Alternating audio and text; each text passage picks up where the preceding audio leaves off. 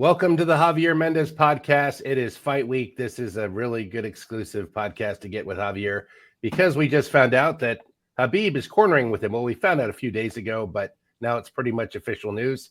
How exciting is it to have him back with you after that 2-year kind of like where he wasn't going to come out and do it anymore? Well, originally when he told me about the not cornering, the fighters, but he was gonna always train the fighters. He just said he wasn't gonna corner them because his obligation gonna limit him to what he wanted to do with his family. And I said, okay, great, I understand, but at some point, I would like for you to come back when you can. He goes, I don't know, coach, we'll see. I said, okay, but just I know the door, so I like that. And there's no better reason than what you're saying for your family. And I said, you don't have to be in everybody's corner, just every once in a while, the big ones, And so he goes, yeah, I'll let you know, coach. So what happens? I'm doing my normal thing, and here we're in, in New Jersey now. We're in the host hotel, and a friend that I've met on through the fights, he said, oh, so Khabib,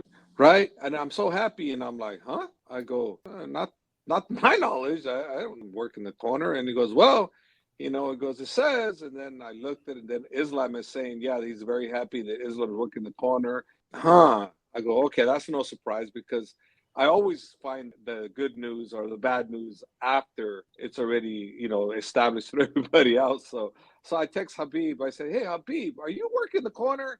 He says, coach, where'd you hear that? I said, well, everybody's blowing my phone up saying that you're working the corner.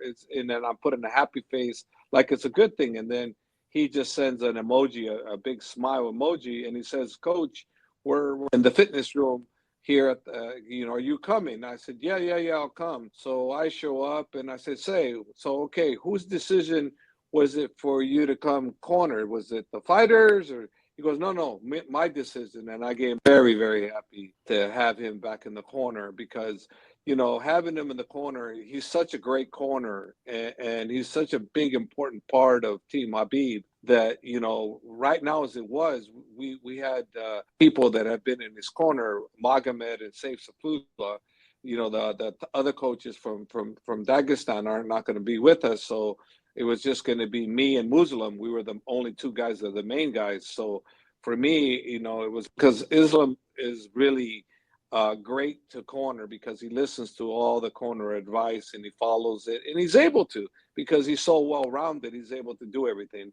So yeah, needless to say, Lynn, I was extremely happy he's back, and I hope that he at least maintains the important fights that I'm cornering, because having a great corner like him, and he's a great influence for the guys, and for me also, very, very important to have good, competent in working with you. It's interesting because at times, and maybe he's realizing what you've been through, you've had like 25 people fighting in multiple big venues, be it Bellator, UFC, Strikeforce, all at the same time. Whether they were coming up, they were at the top. And it's like, where do I put my attention? And you almost have to just focus at the tip top. They need the attention the most, because those are the most meaningful fights, unfortunately. That's just, not unfortunately, but that's really how the fight game goes. So maybe Khabib's coming to the same conclusion. Like, I've got 50 brothers out there, but there's only one me. He probably looked at the schedule. If he went to all 50 people's fights, oh my gosh, he'd never spend a day at home or a day getting a day's of rest. Don't you think? Can you hear me? Yeah, no, but I hope that his mentality. Yeah, I hope his mentality do the special fights, the ones that are important, the ones like this fight, the Usman fight, the Umar fight, those fights, extremely important for him to be in the corner with me. So I hope that at least those he always will be in the corner with me. I would love him to be in the corner with one of his fighters. I would love for him to be in the corner. So are you talking like the upcoming Usman and Umar fights, most likely? Yes, for sure. And then, I'm definitely talking about 100%. I want him in any corner I work with any of his fighters from Dagestan. I want him in the corner with. What's coming up next for Usman? Any word on a Bellator fight? Anything? You guys have a time scheduled? Well, we're scheduled sometime in September, October in California somewhere. We don't know exactly where, but we're scheduled, and so we're going to start. He started camp now. Usman's with us, so we'll see. You know, I'm telling you guys, this is a future superstar. Everybody should pay attention to Usman. You know, Umar, now people are catching on board with him. So now people are getting the Umar wagon. So they're getting on the Umar wagon, but people Usman wagon, because that's another wagon to get on board on. He's phenomenal. I've seen footage of him in camp. I've seen him on camera talking. His English is phenomenal. He's just like a regular guy. You almost, oh, wait a second, he's from Dagestan. He just like he seems like, did he grow up in the States? Because his accent is dropping, you know? Yeah, it's dropping quite a bit. He's getting really good. You know, he's a funny, charismatic guy. Really funny, really charismatic. Happy, you know, that he still is hungry, you know, and he wants to show the world how good he is, and he will show the world how good he is. This guy's unbelievable. I got to give props to Islam. He's making his rounds on the podcast finally. His English is great. I see him on a bunch of podcasts, which is great to see, you know? Yeah, his English is getting better. He speaks really well. He says all the right things. He doesn't talk really bad about anybody, you know, and that's his style. I asked him, hey, everybody's got a nickname. Someone's got this cowboy. Someone's got Khabib's got the eagle, this and that. He go, hey, what about you? And he said, well, you know, somebody's got to hold the trend for no name. So let that be me. They can have the name. I'll be the guy that starts no name. Everybody has a name, so why not me have no name, just my name? If he ever wants to start a podcast, the Dagestan Cowboy would probably be a hit because he does ride those horses. So I could see that.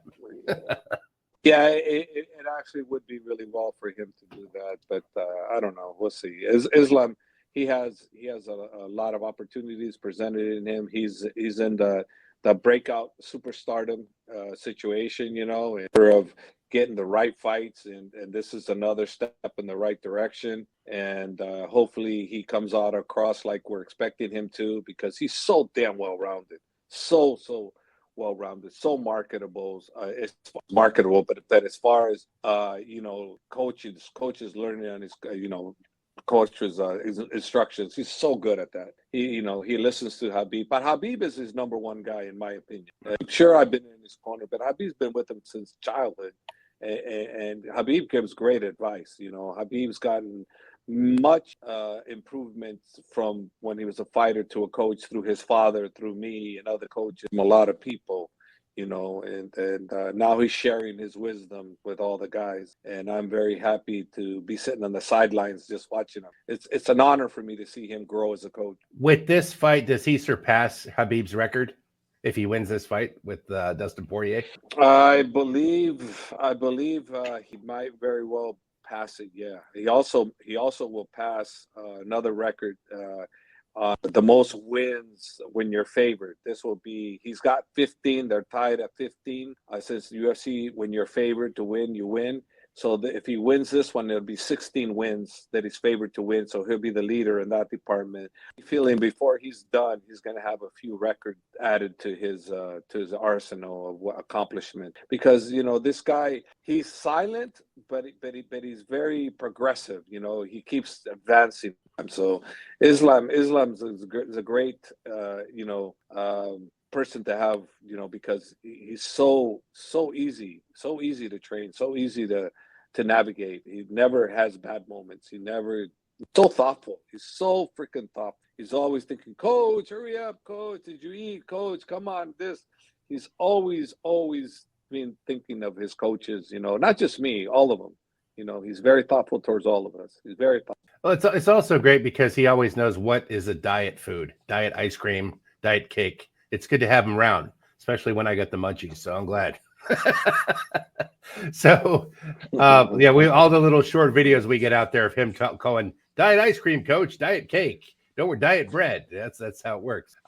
So you're feeling like, what does this fight feel like? What's the energy like? You get Khabib. Is this reminiscent of the best of times, like all coming together in your fight career, like coaching guys? Yeah, for me, this is this fight here, in my opinion, is the best that I've seen Islam ever look.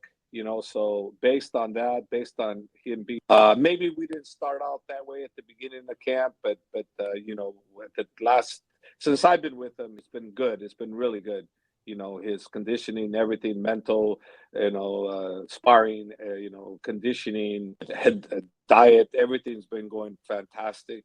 This is a really good camp. I don't know if it started out that way because I wasn't with him, but I can speak for when I got to the camp, it went really well. It's interesting. There were so many people trying to start a rumor mill. Oh, Habib's going to come back. He's in the corner. I mean, it was like everything is 10 times more than it is.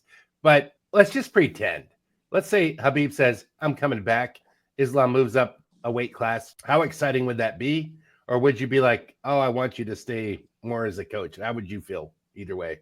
Whatever he wants, I doubt he's going to come back. I don't think that's in the cards. I'm just happy to get him back as a coach. I'm extremely happy about that. So I don't really think beyond that. This is good enough for me. Having him as a coach is good enough for me. That's awesome. So, do you think Habib came in because he knows that Dustin's such a threat because he's got those hands, or it's just like it was just the time, no rhyme or reason, just like I'm ready to coach. I want to be back in. And I just think he misses it, and I think he realizes he's an important, very, very important. He's the number one most important person to be behind Islam. Even though Islam can do it without him, I'd feel 10 times more comfortable in our corner with us because I already know it's going to be better performance because Islam has Habib there, and it's important. Just like I am important to other people. Habib and Islam. That's very great connection for him. So I'm very happy, very happy.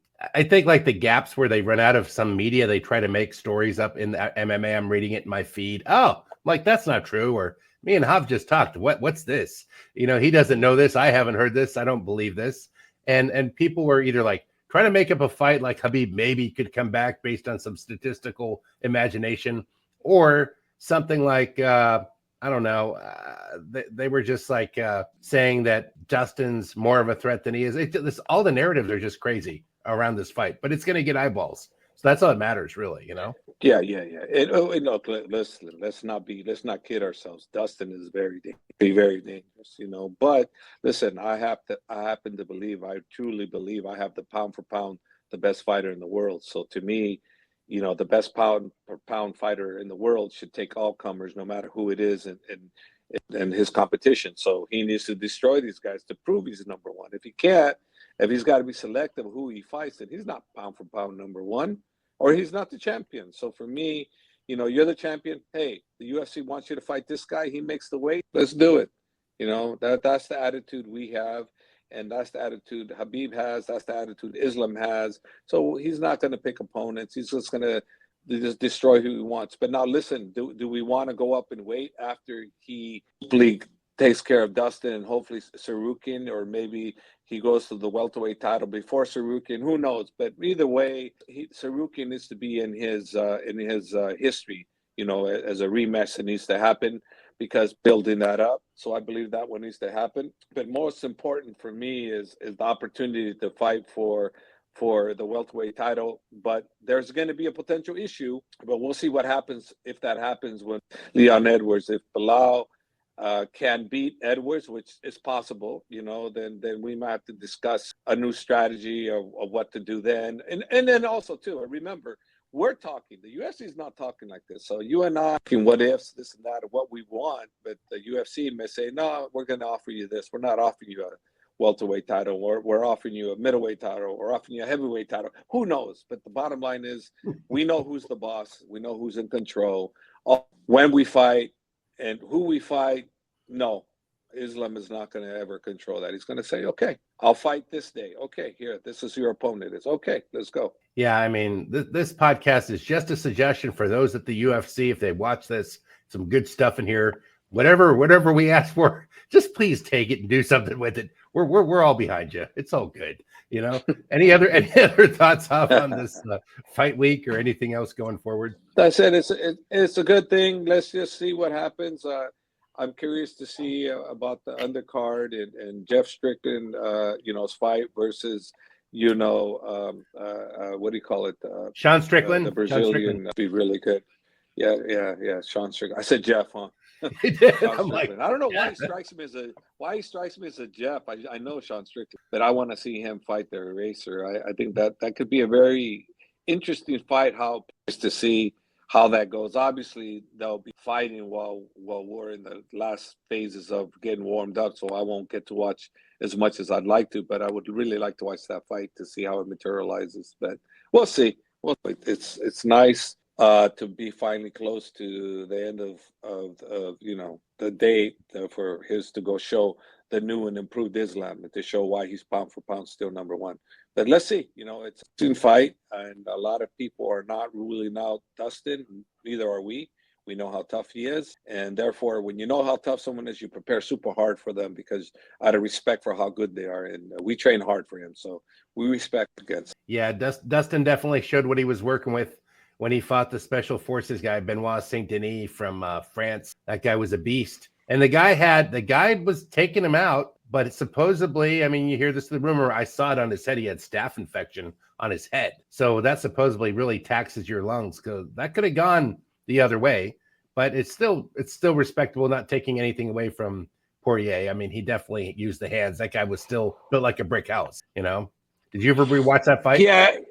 No, I never watched that fight, but so I don't really know on the comments on that section of the fight. But the bottom line is Dustin won, and regardless how you enter the fight, everybody usually at some point doesn't enter 100%. Look at Umar's last fight; he had a jacked up finger, going into the fight too, so he was in the same kind of compromising position. So all fighters do that. So it's depending what they do during the fight. Khabib broken toe, his last fight against Gagey, and then he overcame that. And then come on, man, so many other fighters go. Ngannou had a slight tear meniscus when he fought.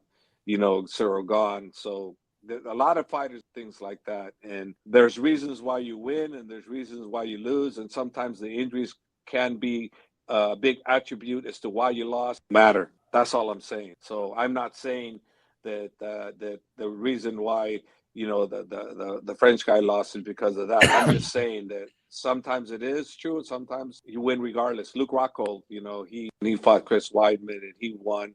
A devastating fight with Weidman, and he was going, in a bad situation. So I'm just saying things happen. People go into fights, and sometimes the outcome going against you. Not the outcome, but the basically the things going against you. You for him, it was he had staph himself. So yeah, in this case it didn't work out, but it might not have worked out. Percentage wise, in my experience, people with staph, you could see a big blow or something like a bubble of the staph, like a big zit or whatever coming up off their body, or it looks like a cyst. Next thing you know. Percentage wise, I'd say about 80% of those guys lost in my visual experience. Maybe they were taking antibiotics, but then there's that one or two warriors, like the guy, like you pointed out with, Rockhold, he powered through with it. Didn't seem to hold him back. He did it anyways against the champion. So yeah, even then some, right? Yeah. I get it. Well, Javier, this is exciting to get this podcast from you. Should get a lot of views. Thank you for coming on. Make sure everybody likes and subscribes.